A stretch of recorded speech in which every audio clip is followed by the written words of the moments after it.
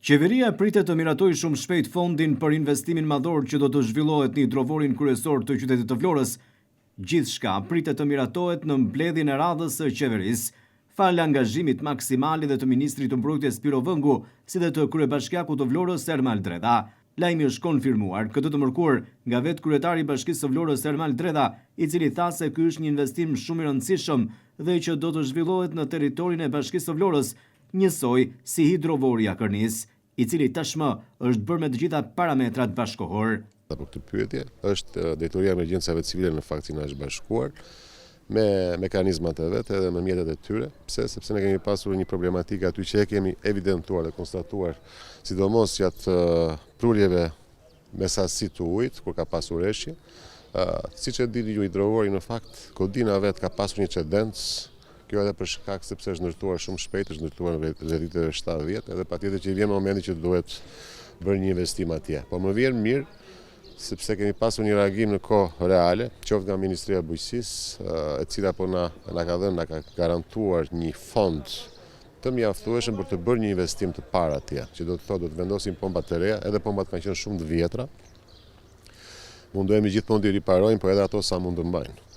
Në këtë aspekt ne po presim që të çelët fondi me mbledhjen e qeverisë së ardhshme që bëhet të premten, thjesht çelët kaloj vendimi i Këshillit të Ministrave, me njëherë do të fillojmë me zbatimin, po themit procedurial për të implementuar këtë projekt, për të zbatuar këtë projekt. Keni parasysh që do të marrë atë kohën e vet, por e rëndësishme është që ne kemi vënë atë ullukun e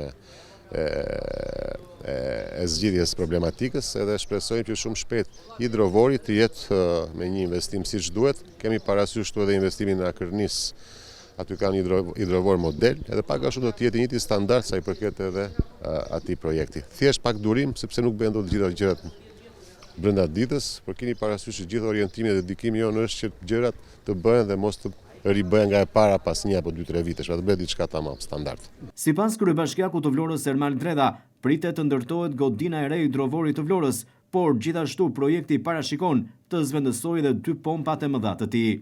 Sipas Dredës, ky investim do t'i shërbejë qytetit në përballimin e sasisë së reshjeve edhe me intensitet të lartë.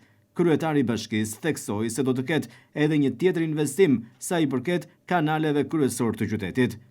Ai projekt në fakt ka si qëllim që të zvendësojë 2 pompat të mëdha, edhe godinën, të bëhet një investim te godina, sepse 2 pompat e tjera të vogla deri diku janë më të menaxhueshme. 2 pompat e mëdha janë, nëse do të punojnë kapacitet plot, janë më së mjaftueshëm për të përballuar çfarë do lloj sasi reshjesh në qytet. Megjithatë, ne jemi shumë të kujdesshëm që të bëjmë edhe një investim tjetër, po prapë me fondin e emergjencave civile, sa i përket edhe ndërhyrjes apo ridimensionimit të disa akseve të kanaleve, të ujrave të larta dhe ujrave të bardha në qytetin e Vlorës. Pra janë 2 investime që do të bëhen. Kështu fal angazhimit të ministrit të mbrojtjes Piro Vëngu dhe kryetarit të Bashkisë së Vlorës Ermal Dreda, pritet që shumë shpejt në mbledhjen e ardhshme të qeverisë të miratohet fondi për investimin madhor në hidrovorin kryesor të qytetit të Vlorës, investim që parashikon ndërtimin nga e para të godinës së re, por gjithashtu edhe zvendësimin e 2 pompave të mëdha të hidrovorit. Projekti parashikon edhe investime të rëndësishme në rrjetin e kanalizimeve.